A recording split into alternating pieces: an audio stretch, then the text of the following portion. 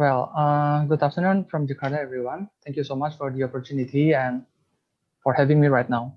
Yeah, especially for the organizer of this fifth international conference on information technology and digital applications. It is an honor for me to present what we have been working on in Jakarta government context.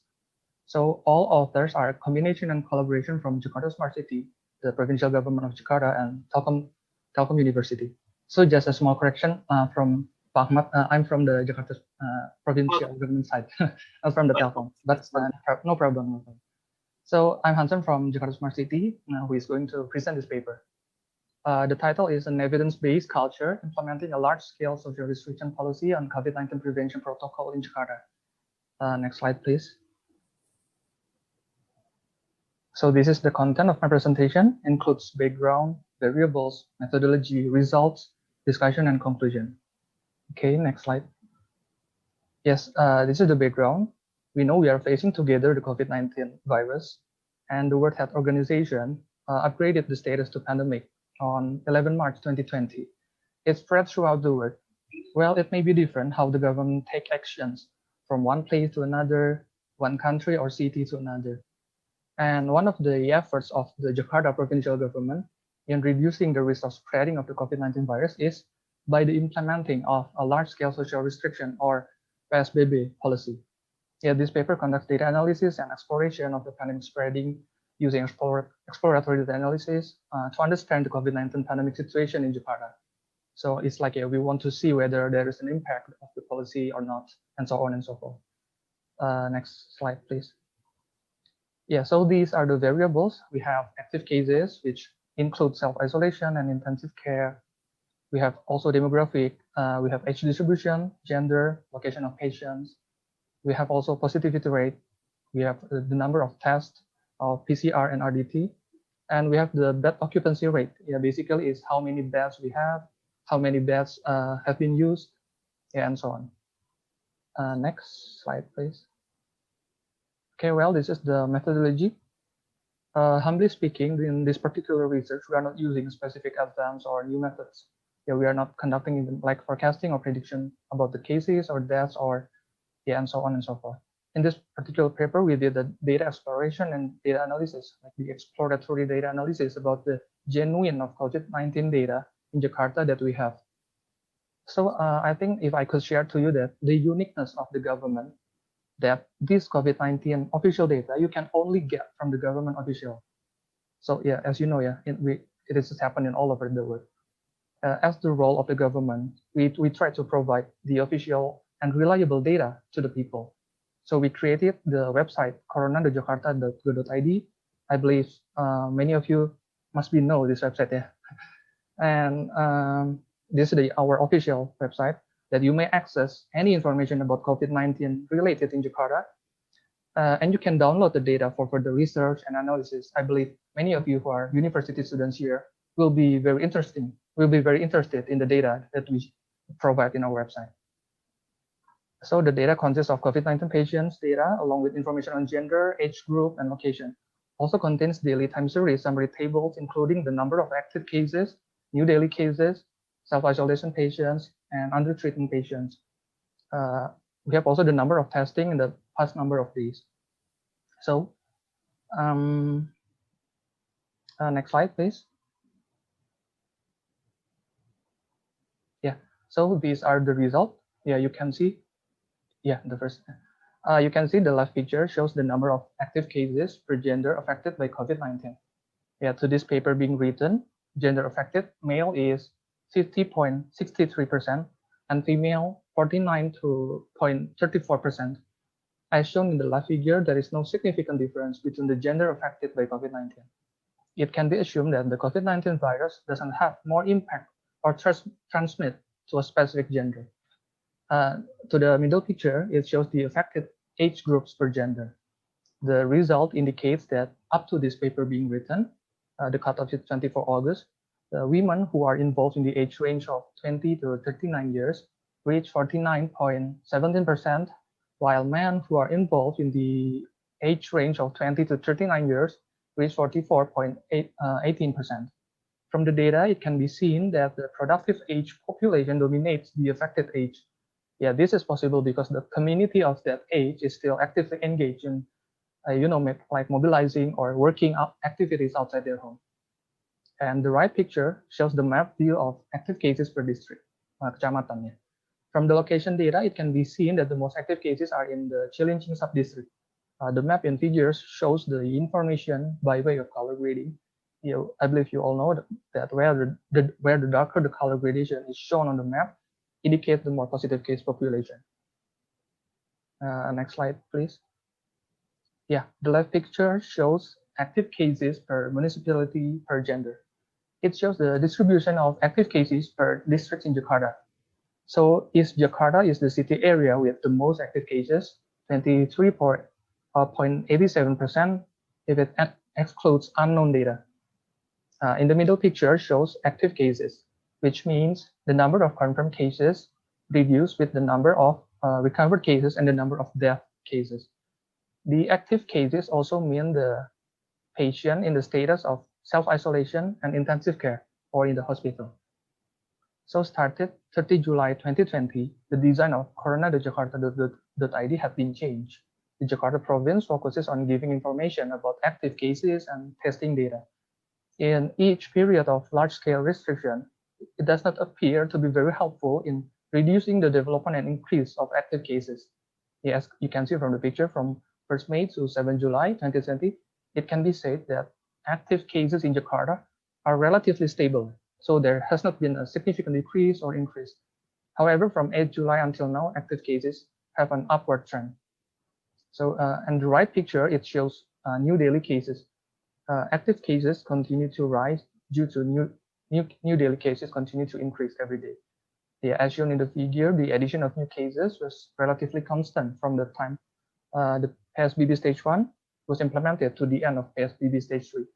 However, since the PSBB transition stage 1 until now, daily new cases tend to experience a sharp increase.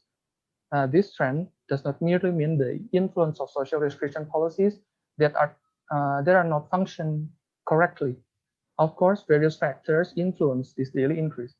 The increment in new daily cases was mainly due to increased testing capacity. On the other hand, we might see from different perspectives, such as people and transportation mobility during PSBB, whether we might conclude that people obey this policy or not.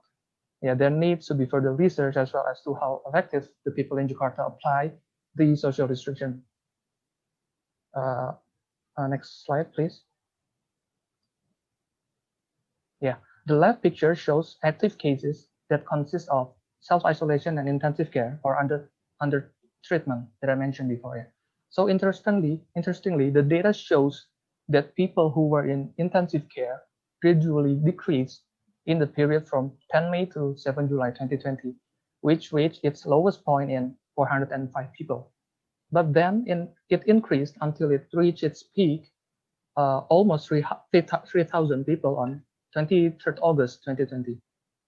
So these people with self-isolation status indicate that patient's condition is not experiencing severe enough symptoms so that they can carry out self-care and quarantine at home. Also, it is beneficial for overloaded health workers so that health workers can take care of people who are more in need in the hospital. In the middle picture shows positivity rate and number of tests. The increasing number of active cases is due to the Jakarta provincial government implementing active cases finding. So we are actively find the one who got infected. The number of PCR and RDT tests conducted in Jakarta is the highest compared to other cities in Indonesia and reaches WHO standards. The positivity rate is the ratio between positivity people and the number of people tested. Yeah, as shown in figure, the number of people tested in Jakarta continues to increase. Move on to the right picture, it shows bed occupancy rate or BOR of ICU and isolation beds. The BOR data is also related and needs attention. The bed occupancy rate is a measure of utilization of the available bed capacity in a hospital. Of course, we all know that if it gets higher, of course, it indicates that the beds in the hospital for COVID-19 patients are running low, and this needs to be a common concern. Next. Yeah, so this is the discussion. Yeah, this paper shows data analysis and exploration from Jakarta's COVID-19 data. Yeah, we could see data of active cases, demographic, number of tests, and bed occupancy rate.